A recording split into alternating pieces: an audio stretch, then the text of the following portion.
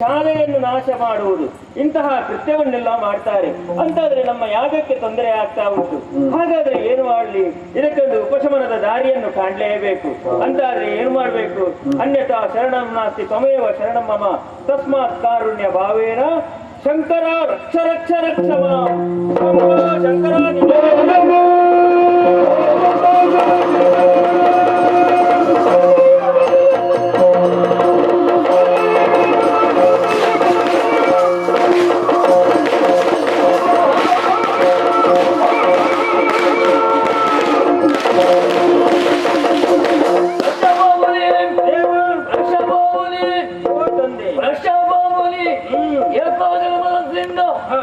ಧ್ಯಾನಿಸ್ತಾ ಇದ್ದೆ ಅಲ್ವಾ?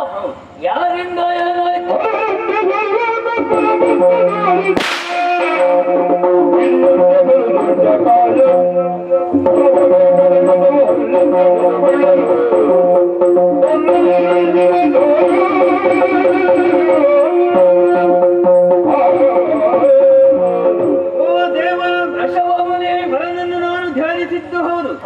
ಸಂದರ್ಭದಲ್ಲಿ ನೀನು ನನ್ನ ಕಣ್ಣ ಮುಂದೆ ಸಾಕ್ಷಾತ್ಕಾರಗೊಂಡವನು ಹೌದು.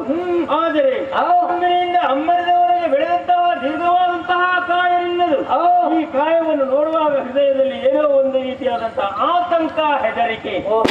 ಯಾರು ತಂದೆಯೇ?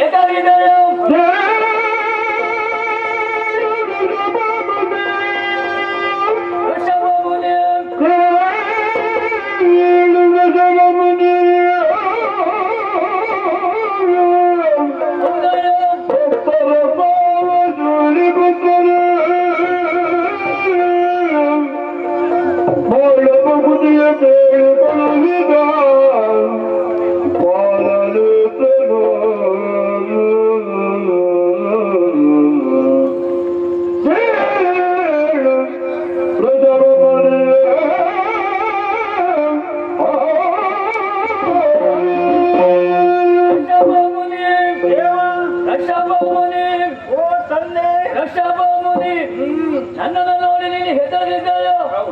ಹೆದರುವಂತ ಅವಶ್ಯಕತೆ ಇಲ್ಲ.